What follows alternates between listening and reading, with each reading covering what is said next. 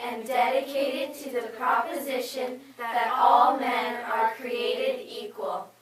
Now we are engaged in a great civil war, testing whether that nation or any nation so conceived and so dedicated can long endure.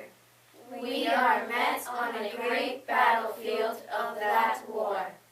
We have come to dedicate a portion of that field as a final resting place for those who here gave their lives, that that nation might live.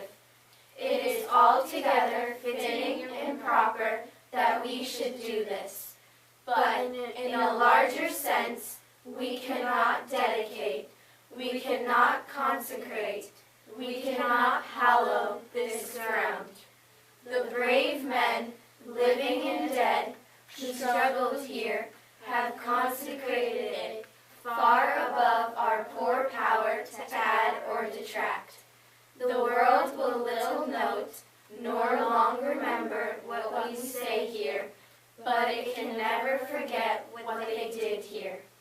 It is for us, the living, rather, to be dedicated here to the unfinished work which they who fought here have thus far so nobly advanced.